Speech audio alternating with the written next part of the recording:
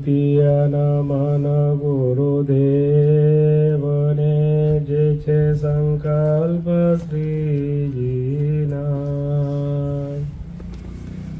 સર્વ ક્રિયાઓ જે કરનારા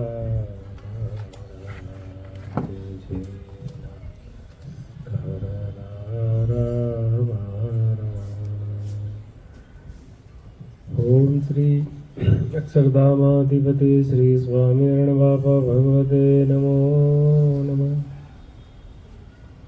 શ્રી ઘનશ્યામ મહારાજાય નમો નમઃ.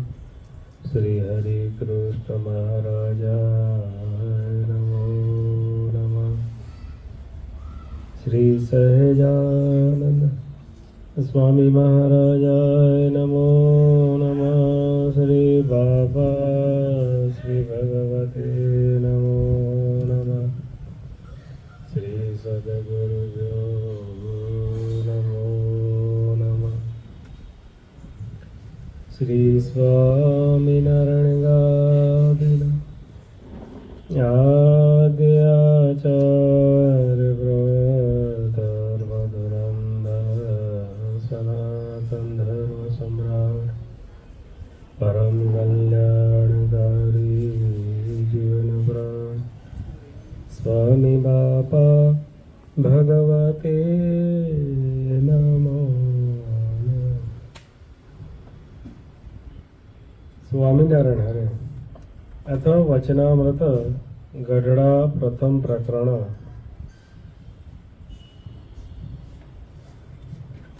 સંવત 1876 માગસર સુધી એકાદશીને દિવસ શ્રીજી મહારાજ શ્રી ગઢડા મધ્યે દાદા ખાચરના દરબારમાં વિરાજમાન હતા અને સર્વે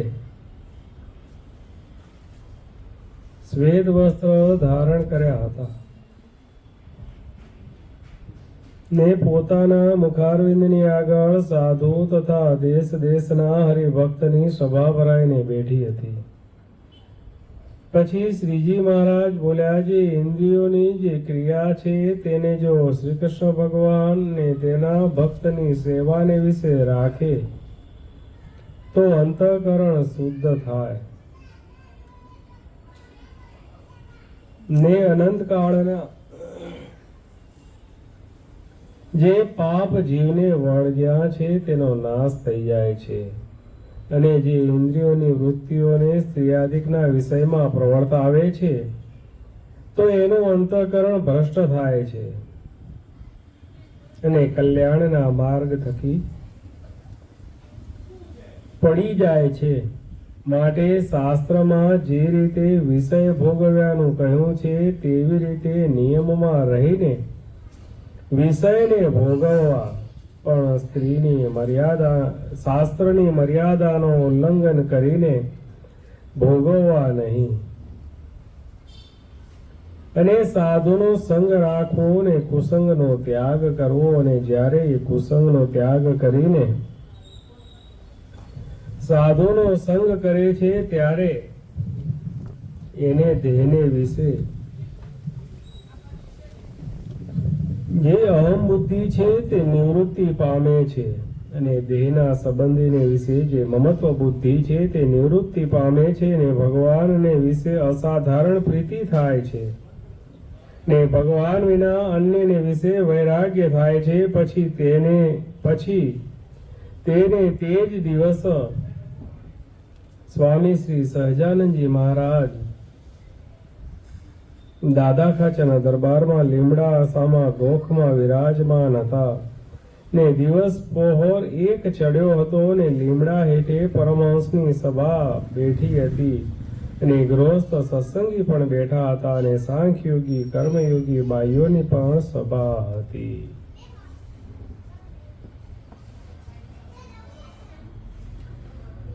ઇતિ વચનામૃત ગઢડા પ્રથમ પ્રકરણનો 8મું વચનામૃત થયું. બોલો, ભગવાન આમાં આપણને શું કીધું? કયું વચનામૃત વંચાયું?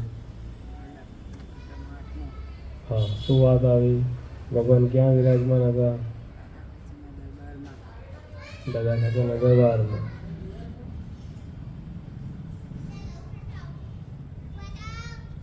અહીંયા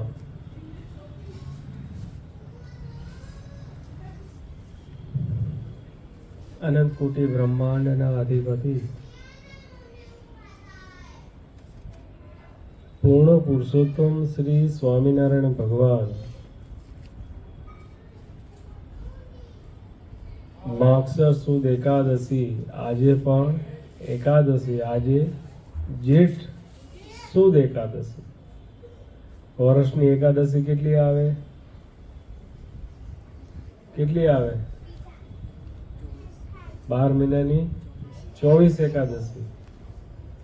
એ સર્વ એકાદશી, કારણ કે એક સુદ એકાદશી ને એક વદ એકાદશી. સુદ કહેતા શુક્લ પક્ષ, વદ કહેતા કૃષ્ણ પક્ષ. 15 દિવસે બદલાય. એકાદશી બે, એક સુદ એકાદશી, એક વદ એકાદશી. અહીંયા આજે ભગવાનજી આ વચનામૃતમાં કહ્યું તે માગસર સુદ એકાદશીનું વચનામૃત છે. અને આજે એકાદશી છે જેઠ સુદ એકાદશી. આજે પણ 11 જ છે. જેઠ સુદ એકાદશીનું મહાત્મ્ય શાસ્ત્રમાં ઘણું કહ્યું છે. આમ તો સર્વે એકાદશીનું મહત્વ છે, પરંતુ જેઠ સુદ એકાદશીનું મહત્વ વિશેષ એટલા માટે છે કે આ ભીમ એકાદશી કહેવાય, નિર્જળા એકાદશી કહેવાય.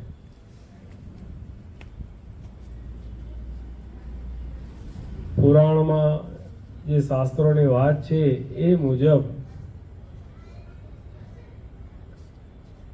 5 પાંડવો, કયા કયા? યુધિષ્ઠિર, ભીમ, અર્જુન, સહદેવ, નકુલ. બરાબર? 5 પાંડવો. એ 5 પાંડવોમાં જે યુધિષ્ઠિર ને બીજા ભાઈઓ દ્રૌપદી, કુંતા માતા આદિ સર્વે 12 માસની જે એકાદશીઓનું વ્રત એ કરતા, પરંતુ ભીમસેનથી ભૂખ્યું રહેવાતું નહીં. ભીમસેનને જમવાનું ટાઈમે જોઈએ. ભીમસેનથી ભૂખ્યું નહોતું રહેવાતું. એટલે ભલે અનાજ નહીં ખાવાનું, પરંતુ એકાદશીને અનુરૂપ જે ખવાય એ પ્રકારનું ખાવાનું, એ ફળ, ફૂલ તેમજ ફરાળ ભીમસેનને ખાવા તો જોઈએ. ભીમસેન ભૂખ્યો રહી શકતો નહીં. ત્યારે યુધિષ્ઠિરને કુંતા માતાએ ઘણું એને સમજાવ્યા, પણ એ સમજી શકે નહીં, કારણ કે ભૂખ્યા નતા રહી શકતા. એટલે એક વખતે ભીમસેને બ્રહ્માજીને કહ્યું કે કોઈ આ જે 12 મહિનાની જે 24 એકાદશી, એમાં કોઈ વ્રત એવું ખરું કે હું એક એકાદશી કરું અને 12 મહિનાની એકાદશીનું મને ફળ મળી જાય? શોર્ટકટ. ત્યારે બ્રહ્માજી એનો રસ્તો કર્યો. બ્રહ્માજીએ કહ્યું કે આ જે એકાદશી, નિર્જળા એકાદશી, એ દિવસે જો તું ખરા ખંતથી અને ખરા ભાવથી જો તું ભગવાનનું વ્રત કરે, નિર્જળા વ્રત કરે, તો તને 12 માસની બધી એકાદશીઓનું ફળ મળે. આમ તો ભીમસેનથી ભૂખ્યું રહેવાતું નહોતું, પરંતુ બ્રહ્માજીએ જ્યારે કીધું ત્યારે થોડી કંઈક શ્રદ્ધા અને કંઈક જોરાવરી એમ કરીને એ ભીમસેને ભગવાનને રાજી કરવાને માટે આ નિર્જળા વ્રત રાખ્યું, અને ભગવાનની કૃપાથી સાંગોપાંગ એનું વ્રત પાર પડ્યું. અને ત્યારથી આ જે નિર્જળા એકાદશી એને ભીમ એકાદશી પણ કહેવામાં આવે છે. અગિયારસ. અગિયારસ એટલે 10 ઇન્દ્રિય અને 11મું એવું જે મન, એને જે ભગવાનના નિયમમાં વર્તાવવું, એ જ ખરી એકાદશી. ખરેખરી એકાદશી કઈ? પંચ જ્ઞાનેન્દ્રિય, પંચ કર્મેન્દ્રિય અને મન, એ 11 ને ભગવાનની સેવામાં, ભગવાનની ભક્તિમાં જોડી દેવું અને શ્રદ્ધાએ સહિત ને મહિમાએ સહિત જે વ્રત કરવું, તે ખરી એકાદશી. 5 જ્ઞાનેન્દ્રિય, જેનાથી આપણને જ્ઞાન થાય છે. કઈ 5 જ્ઞાનેન્દ્રિય? શ્રોત્ર, ત્વક, ચક્ષુ, રસના અને ઘ્રાણ. 5 જ્ઞાનેન્દ્રિય. એ 5 ઇન્દ્રિય કરીને આપણને જ્ઞાન થાય છે. શ્રોત્ર કહેતા કાન, કાને કરીને શબ્દનું આપણને જ્ઞાન થાય છે. ત્વક કહેતા ચામડી, કે ચામડીના સ્પર્શે આપણને ખબર પડે કે આ ઠંડુ છે, ગરમ છે, સુવાળું છે, ખરબચડું છે, કાંટો છે, એ બધી આપણે ખબર ક્યાંથી પડે? ચામડીથી. શ્રોત્ર, ત્વક. ચક્ષુ, આ ચક્ષુ, ચક્ષુ એ કરીને ભગવાનની આ ચિત્ર વિચિત્ર સૃષ્ટિ આપણે જોઈ શકીએ છીએ, ભગવાનના દર્શન કરી શકીએ છીએ. રસના કહેતા જીભ, જીભે કરીને અનંત પ્રકારના જે સ્વાદ, એ આપણે ચાખી શકીએ છીએ, જમી શકીએ છીએ. શ્રોત્ર, ત્વક, ચક્ષુ, રસના અને ઘ્રાણ, જે આ નાસિકા, નાસિકાએ કરીને અનંત પ્રકારના જે ગંધ, એને આપણે સૂંઘી શકીએ છીએ. મન છે, જેમ કોઈ કૂવો હોય તો કૂવામાં સાઈડમાં, જે કૂવો ખોદ્યો હોય તો સાઈડમાંથી નાની નાની ધારાઓ એ કૂવામાં પાણી આવે અને એ કૂવો ભરાય. આપણું જે મન, એની અંદર હવે આપણે સારા પંચ વિષય ભરવા છે. સારા કહેતા ભગવત સંબંધી, ભગવાન સંબંધી, અને નરસા કહેતા જે માહિક પંચ વિષય, જો એ ભરીએ, સ્ત્રીયાદિક વિષય, માહિક પંચ વિષય જો આપણે અંતઃકરણમાં ભરીએ તો આપણું અંતઃકરણ એવું થાય. જેમ મન, જેમ જે મન છે એને વિષય વગર તો ચાલશે નહીં. વિષય એ એનો ખોરાક છે. હવે શુદ્ધ સાત્વિક ખોરાક એને આપવો કે મલિન ખોરાક આપવો, એ હાથ કોના હાથની વાત છે? આપણા પોતાના હાથની વાત છે. ઘરમાં અનાજની કોઠી હોય, એમાં ઘઉં ભરવા, બાજરી ભરવી, કાંકરા ભરવા, રેત ભરવી, શું ભરવી, એ કોના હાથની વાત છે ભાઈ? અને આપણા જે અંતઃકરણમાં જે કંઈ ભરાય છે, જે એ જે 5 દ્વાર, શ્રોત્ર, ત્વક, ચક્ષુ, રસના અને ઘ્રાણ, આ 5 દ્વારે કરીને મનુષ્ય પોતાના અંતઃકરણમાં એને પ્રવેશ કરાવે છે. ચક્ષુ દ્વારા સ્ત્રીયાદિક વિષયમાં રચ્યો પચ્યો રહે, આ રંગબેરંગી ચિત્ર વિચિત્ર સૃષ્ટિમાં રચ્યો પચ્યો રહે, ભગવાન અને ભગવાનના સંતના, ભગવાનના ભક્તના દર્શન કરે નહીં, ભગવાનના શબ્દ, ભગવાનના કથા કીર્તન કાને કરીને સાંભળે નહીં, અને એ કાને કરીને આ દુનિયાના અવનવા શબ્દો, માહિક પંચ વિષય રૂપી જે શબ્દ, એ કાને કરીને એ શ્રોત્ર ઇન્દ્રિય કરીને અંતઃકરણમાં ઘાલે, અંતઃકરણમાં ઉતારે. પછી સ્પર્શ, સ્ત્રીયાદિક વિષયના સ્પર્શમાં માહિક પંચ વિષયમાં રચ્યો પચ્યો રહે. ભગવાનનો, ભગવાનના સંતનો, ભગવાનના ભક્તનો સ્પર્શ એને ગમે નહીં. એવો જે વિષયજન એ વિષય પોતાના અંતઃકરણમાં ઉતારે છે. એમ શ્રોત્રત્વ ચક્ષુ, ચક્ષુએ કરીને ભગવાનના દર્શન ન કરે, ભગવાનના સંતના દર્શન ન કરે, ભગવાનના ભક્તના દર્શન ન કરે, ભગવાનનું જે સ્વરૂપ એનું દર્શન ન કરે, ભગવાનના પુસ્તક જે શાસ્ત્ર એનું વાંચન ન કરે, અને બીજા ફિલ્મી દ્રશ્યો જુએ રાખે, જોવાનું જુએ, ન જોવાનું જુએ, તો એનું અંતઃકરણ કેવું થાય?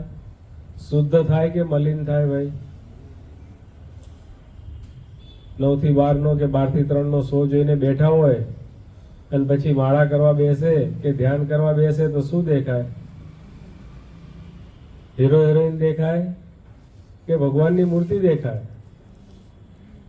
અને એ જ જગ્યાએ એક અડધો કલાક જ્યાં ભગવાનની કથા વાર્તા થતી હોય, એવો જે પ્રસંગ હોય, એવું જે સ્થાન હોય, અને ત્યાં જઈને જો બેસે, ભગવાનની કથા વાર્તા સાંભળે, ભગવાનના મંદિરમાં નાની મોટી જે કંઈ બની આવે એટલી સેવા કરે, અને એ સેવા કર્યા પછી જ્યારે પોતે ધ્યાન કરવા બેસે, માળા કરવા બેસે, ત્યારે એના અંતઃકરણમાં કેટલી શાંતિ થાય અને કેટલી ભગવાનમાં વૃત્તિ રહે, એ આપણે બધાએ અનુભવ કર્યો છે. અને રોજિંદા જીવનનો બધાને અનુભવ થાય છે. જીવાએ કરીને ભગવાનને ચડેલો એવો જે પ્રસાદ, અન્ન, એને જ્યારે ભગવાનનો સંબંધ થાય, ભગવત સંબંધ થાય ત્યારે એ અન્ન પ્રસાદના રૂપમાં ફેરવાય છે. કારણ ભગવાનનો પ્રસંગ થયો. અહીંયા આગળ આ ભગવાનને કેળા ધરાવ્યા, જ્યારે લેવા ગયા ત્યારે શું કીધું હતું? ભાઈ લારી ઉપર કેળા આપો. અને એ જ કેળા અહીંયા ભગવાનને ધર્યા, અને જ્યારે સભામાં વેચાય ત્યારે શું કહેવાય? પ્રસાદ. જ્યારે આપણે ફેમિલી સાથે ફરવા જઈએ તો શું કહેવાય? અમે ફરવા ગયા હતા. અને એ જ વસ્તુ જ્યારે ભગવાનના કોઈ તીર્થધામમાં જાઓ તો શું કહેવાય? અમે યાત્રા કરવા ગયા. ભગવાનના સંબંધે કરીને દરેક વસ્તુ દિવ્યતાને પામે છે. ગ્રહણ, ભગવાનને ચડેલા એવા જે પુષ્પ, ચંદન, એનો જો ગંધ લે તો અંતઃકરણ પવિત્ર થાય. અને એ જ જગ્યાએ કોઈ વિષયજન અત્તર છાતીને બેઠા હોય, એ અલગ મલકના અત્તરની સુગંધો લે તો એનું અંતઃકરણ કેવું થાય? ભાઈ મલિન થાય. ભગવાન વચનામૃતમાં કહે છે કે એક તૃણની ઝૂંપડી હોય, એક ફાટેલી ગોધડી હોય, અને એમાં સંત બેસીને ભગવત કથા વાર્તા કરતા હોય, ભગવાનના ગુણ ગવાતા હોય, ત્યાં જઈને જો માણસ બેસે તો એનું મન પવિત્ર થાય. અને એ જ માણસ જ્યારે કઈ સુંદર 7 માળની હવેલી હોય, નાચ ગાન થતા હોય, વેશ્યા થઈ કાર કરીને નાચતી હોય, વિષયજન એકબીજાને દારૂ પાતા હોય, અને ત્યાં જઈને જ્યારે માણસ બેસે ત્યારે એનું મન કેવું થાય છે? મલિન થઈ જાય છે. અને એ મલિન હૃદયવાળો માનવી સત્સંગમાંથી, ભગવાનના માર્ગમાંથી, આત્યંતિક મોક્ષમાંથી પડી જાય છે. જ્યારે ભગવત સંબંધી પંચ વિષય, ખાવાનું તો અંતઃકરણને મનને જોશે. જેમ દેહ છે, દેહ નિભાવવા અન્ન ખાવું. હવે તમારે શુદ્ધ સાત્વિક અન્ન ખાવું કે મલિન અન્ન ખાવું, એ કોના હાથની વાત છે ભાઈ? અને જે મલિન ખાય છે તો એના સ્વભાવ, એની વિચારસરણી કેવી હોય છે આપણે સમાજમાં જોઈએ છીએ. મારી નાખું ને કાપી નાખું કરવા વાળા છે ને, કેવા માણસો છે? મારી નાખો ને કાપી નાખો. એને માણસને કાપતા, એને મારતા એને વાર લાગે નહીં. એવા યવન, ભગવાને વચનામૃતમાં શબ્દ વાપર્યો યવન. એવા યવન જેવા લોકો હોય એનો જો સંગ કરે તો એનું મન એ પ્રકારે થાય. અને જ્યારે ભગવત સંબંધી, ભગવાનના જે સંત, ભગવાનના જે ભક્ત, એનો જો સંગ કરે તો એનું મન પવિત્ર થાય. અને પવિત્ર મન થાય ત્યારે અંતઃકરણમાં શાંતિ થાય અને એ પોતાના અંતઃકરણમાં ભગવાનનો વાસ થાય. ભગવાનનો જ્યારે વાસ થાય ત્યારે એ અંતઃકરણમાં શાંતિ શાંતિ વર્તે. અને એ જ્યારે શાંતિ વર્તે ત્યારે તમારું મન ખરેખરું ભગવાનમાં જોડાય ને ભગવાનમાં જોડાય. અને ત્યારે આપણી એકાદશી, સાચી એકાદશી આપણે સાર્થક કરી કહેવાય. આપણે સુંદર મજાનું એક દ્રષ્ટાંત જોઈએ. ભગવાનના સમયમાં ભગવાને અનેક યજ્ઞો કર્યા. ભગવાનના સમયમાં ભગવાને અનેક યજ્ઞો કર્યા. ભગવાને અનેક બ્રાહ્મણોને જમાડ્યા, 84 પણ કરી. એમાંનો એક પ્રસંગ, ભગવાન જેતલપુર પધાર્યા છે. જેતલપુરમાં ભગવાન યજ્ઞ કરે છે.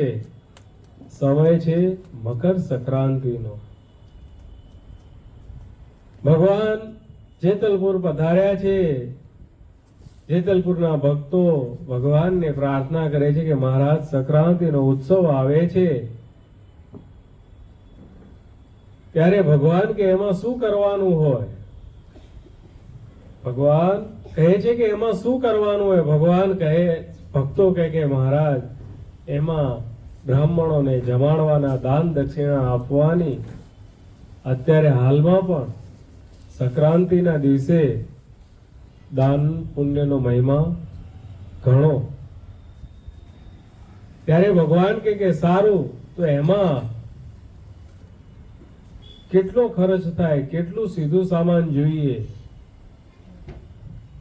ત્યારે ત્યાંના જે સ્થાનિક ભક્તો હતા કે મહારાજ, આટલું 20 મણ ઘી હોય તો બહુ થઈ ગયું, આપણે નિર્વિઘ્નપણે શાંતિથી યજ્ઞ આપણો થઈ જાય.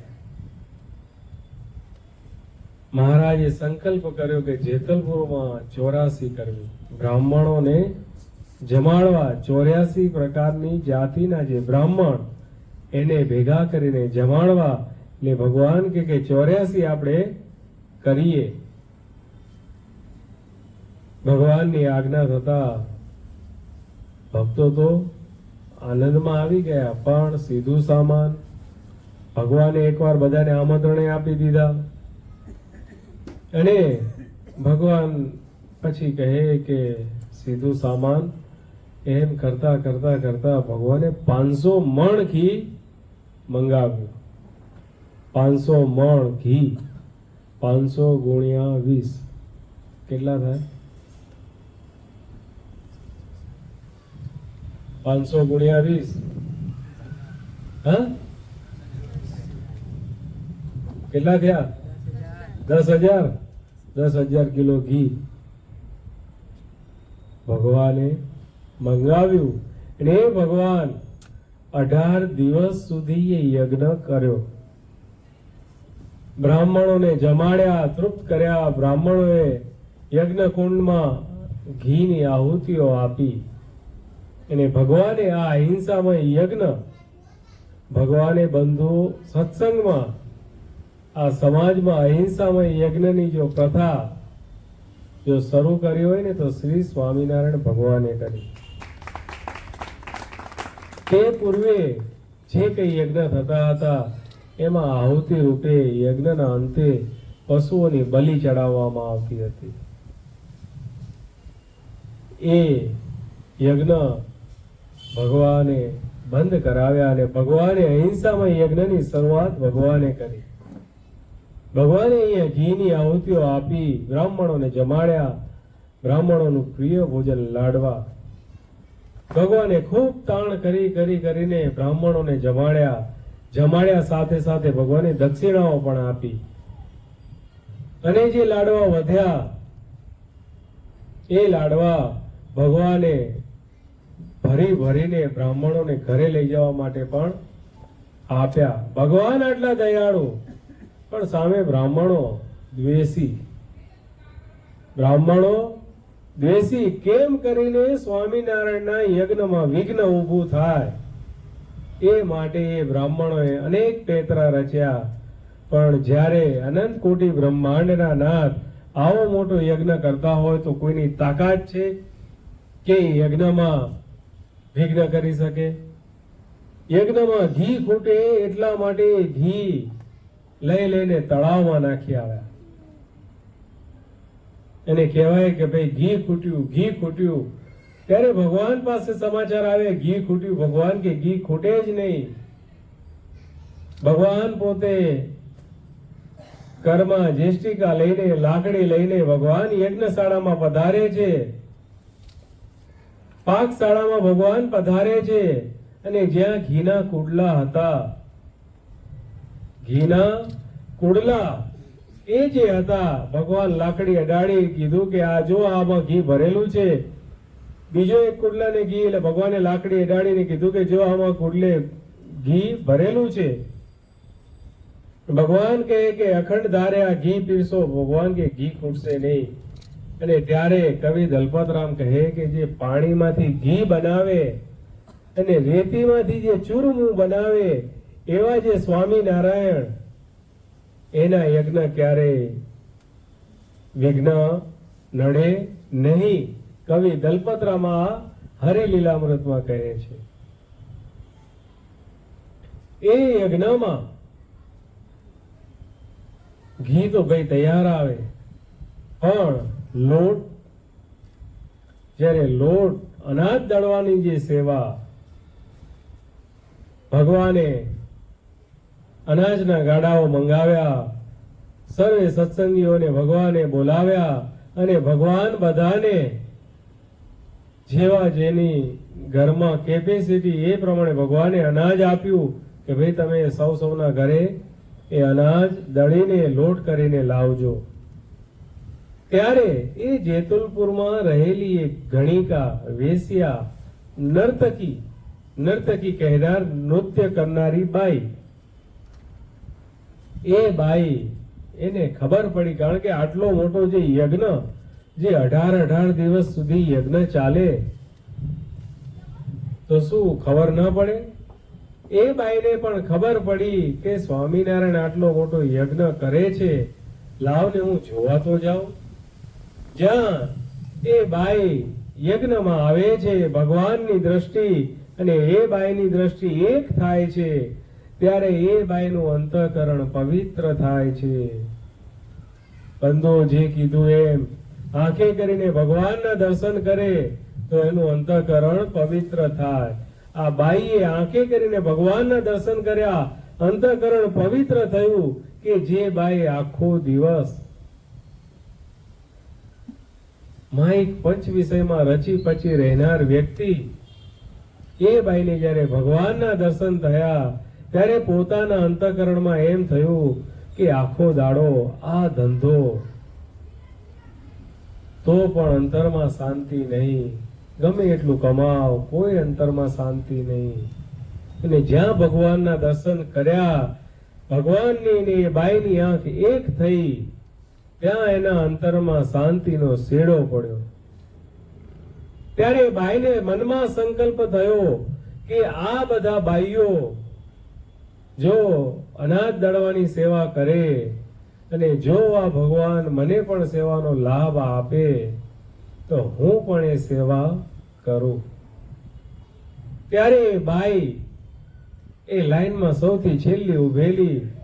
ત્યારે જે ગામના કાર્યકર્તાઓ આગેવાનો બધા જોઈ કે ભાઈ આ બાઈ આવી છે, એ ભગવાનના જે યજ્ઞમાં આવી વ્યક્તિને અવાય નહીં, ભાઈ તું અહીંથી જા, તારું અહીં કામ નથી, એમ પેલા કાર્યકર્તાઓ એને હળધૂત કરવા માંડ્યા. ભગવાન ત્યાં બેઠા છે. ભગવાન કે કેમ, શું થયું? તો કે ભગવાન આ બાઈ આવી છે, ચારિત્રહીન છે, માટે આ અહીંયા ના આવે એ જ સારું. ભગવાન કે એને આવવા દો. ભગવાન કહે કે એને આવવા દો. ભગવાનની આજ્ઞા થઈ. ભગવાનની આજ્ઞા થતા કાર્યકર્તાઓ જે આગેવાનો હતા એ કાંઈ બોલી શક્યા નહીં. બંધુ, આ ઉપરથી આપણે એક વાત શીખવાની છે કે જો જીવનમાં આપણે ચારિત્રહીન હશું તો આપણી સમાજમાં કોઈ કિંમત નથી. જીવનમાં ક્યારેય ચારિત્રહીન એવું કાર્ય, ચરિત્રને દાગ લાગે એવું કાર્ય ક્યારેય પણ કરાય નહીં. અને જો એવું કાર્ય કરીએ તો એ જ સમાજ આપણને ધૂતકારે. પરંતુ આ તો ભગવાન બેઠા હતા. અધમ ઉદાહરણ, પતિત પાવન એવા જે ભગવાન બેઠા હતા. એ ભગવાનની કૃપાની દ્રષ્ટિમાં એ બાઈ આવી અને એના પ્રતાપે એને ભગવાને નજીક આવવા દીધી. અને ભગવાન પાસે જાય એ બાઈ આવી, ભગવાનના દર્શન કર્યા. ભગવાને સ્વહસ્તે એને ઘઉં આપ્યા અને દળવાની સેવા આપી. દળવાની સેવા આપી એ બાઈ હોશથી ઘરે ગઈ અને પોતે જાતે દળવા બેઠી. એની પાસે પૈસા હતા, ગણિકા હતી, એની પાસે પૈસાની કિંમત એવી નથી કે ભાઈ મારા પાસે પૈસા નથી. પૈસા તો ઘણા હતા, પરંતુ પોતે જાતે દળવા બેઠી. થોડીક વાર તો દળ્યું, પછી તો હાથમાં છાલા પડવા માંડ્યા.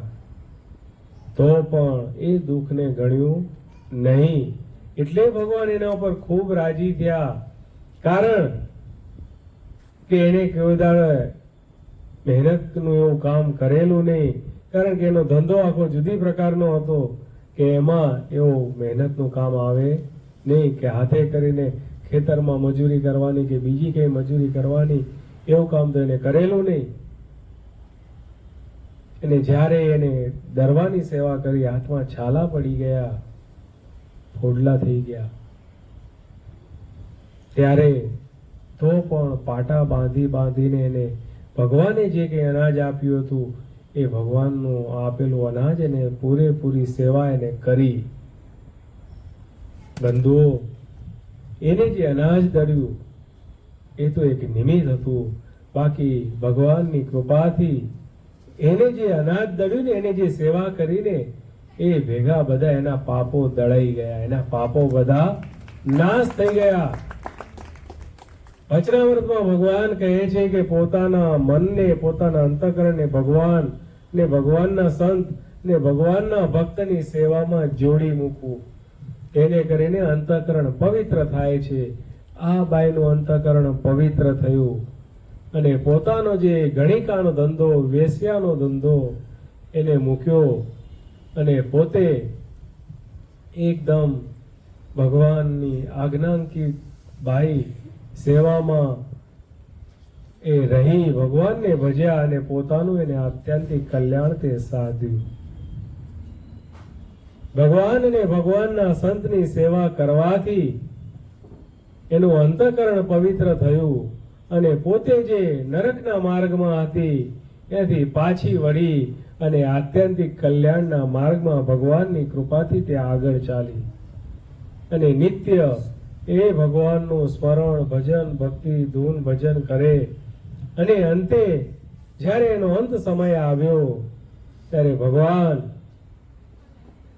એને પોતાનું દિવ્ય તેજોમય દર્શન આપી ભગવાન એને ધામમાં લઈ ગયા. આ બંધુ સેવાનો પ્રતાપ.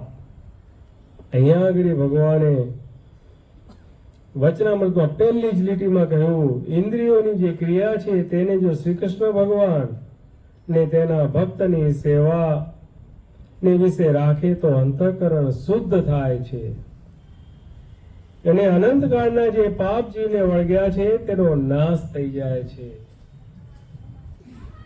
અને જો આગળ કહે છે, અને જો ઇન્દ્રિયોની વૃત્તિઓને સ્ત્રીયાદિકના વિષયમાં પ્રવર્તાવે છે તો તેનું અંતઃકરણ ભ્રષ્ટ થાય છે અને કલ્યાણના માર્ગ થકી પડી જાય છે. એનું એક દ્રષ્ટાંત નિર્ગુણ બાપાની વાતોમાં આવે છે. સિદ્ધપુરના રણછોડ લાલભાઈ, એ જે રણછોડભાઈ ભગવાનના એકદમ પાકા ભક્ત, ભગવાનના એકદમ પાકા ભક્ત, ભગવાનના મંદિરમાં આવે ત્યારે એવા ગાજી ગાજીને કીર્તનો બોલે, અને જ્યારે આવા કીર્તનો બોલે ત્યારે સભામાં બેઠેલા બધાને એમ થઈ જાય કે આ ભક્તને શું ભગવાન પ્રત્યે પ્રેમ છે, કેવો અનહદ પ્રેમ છે. આવો પ્રેમ આપણને ભગવાન પ્રત્યે ક્યારે થશે? આવો પ્રેમ ભગવાનના ગાજી ગાજીને કથા કીર્તન વાર્તા કરે, ભગવાનને ખૂબ રાજી કરે, સંત સમાગમ કરે. પરંતુ એક સમય એવો આવ્યો, અત્યારે હાલની પોઝિશનમાં પણ સિદ્ધપુરમાં વસ્તી કોની વધારે? યવન જાતિ એની વસ્તી વધારે. અને ત્યારે પોતાના ઘર કામ કરવા માટે કોઈક એક બાઈ રાખેલી, અને એ બાઈ યવન જાતિની. ત્યારે એ બાઈ રોજ ઘરે આવે, ભક્તને બાઈ સાથે રોજ જોવાનું થાય, વાતચીત કરવાનું થાય. એમ કરતા કરતા કરતા એ ભાઈને એની સાથે મન બંધાણું. એની સાથે મન બંધાણું. જેવો સંગ તેવો રંગ. ધીરે ધીરે ધીરે એ ભક્ત બાઈમાં આસક્ત થતા ગયા. આ બાજુ ભગવાનમાંથી વૃત્તિ ધીરે ધીરે ઘટતી ગઈ, બાઈમાં વૃત્તિ આસક્તિ વધતી ગઈ. એના પ્રતાપે એક દિવસ એવો આવ્યો કે અંતઃકરણ પૂરેપૂરું ભ્રષ્ટ થઈ ગયું. પોતે પોતાની ધર્મ મર્યાદા જે હતી એ ઓળંગી ગયા. અને જ્યારે એ ધર્મ મર્યાદા ઓળંગી ગયા, અંતઃકરણ ભ્રષ્ટ થયું, ત્યારે મોક્ષ માર્ગમાંથી તે પડી ગયા. કહેતા કે ધીરે ધીરે મંદિરમાં આવવાનું બંધ થઈ ગયું. સર્વોપરી સ્વામિનારાયણ ભગવાનના દ્વિતીય વારસદાર અજોડ મૂર્તિ નિર્ગુણ બાપા ત્યાં પધાર્યા. નિર્ગુણ બાપાએ સભામાં વાતો કરી, ઘણા દિવસ ત્યાં રોકાણા, પણ સભામાં એ રણછોડ ભક્ત દેખાણા નહીં. એટલે નિર્ગુણ બાપાએ ગામના જે આગેવાનો હતા એમને પૂછપરછ કરી કે આ ભક્ત કેમ દેખાતા નથી. બધી વાત સંભળાઈ, બધી વાત જાણી. નિર્ગુણ બાપા ભગવાન અને ભગવાનના સંત કેટલા દયાળુ હોય છે, ભગવાન અને ભગવાનના સંત કેટલા દયાળુ હોય છે, આ દ્રષ્ટાંત દ્વારા આપણે સમજીએ. નિર્ગુણ બાપા સામે ચાલીને એના ઘરે ગયા. નિર્ગુણ બાપા કહે છે કે રણછોડ, પહેલા તો નિર્ગુણ બાપાએ પોતાના જે ભક્તો હતા, ભક્તોને એના ઘરે મોકલ્યા કે ભાઈ જે કઈ ભૂલ થઈ જીવનમાં, ભૂલ મોટી નથી, ભૂલને માફ કરનાર જે ભગવાન અને ભગવાનના જે સંત તે મોટા છે. તને ગુરુદેવ યાદ કરે છે, તું એકવાર મંદિરમાં આવ. પરંતુ એ મંદિરમાં આવી શક્યા નહીં. ત્યારે નિર્ગુણ બાપાને એમ થયું કે એના જીવનું બગડે નહીં, એટલા માટે નિર્ગુણ બાપા સ્વયં પોતે એના ઘરના આંગણામાં જઈને ઊભા રહે છે, બહારથી બૂમ મારે છે કે રણછોડ, તું એકવાર તારી બારીમાં આવ, તારું મોઢું મને તું દેખાડ. તું એકવાર જો તું તારું મોઢું દેખાડીશ તો હું તારા બધા પાપ બાળી નાખીશ. પરંતુ જે વ્યક્તિ વિષયાસક્ત હતા, જે પોતે ધર્મ મર્યાદા ચૂકી ગયા હતા અને બાઈમાં જે પૂરેપૂરા લોભાઈ ગયા હતા, એ ભાઈ એ પોતાનું મોઢું દેખાડી શક્યા નહીં. કારણ પંચ વિષય, માહિક પંચ વિષયમાં આસક્તિ.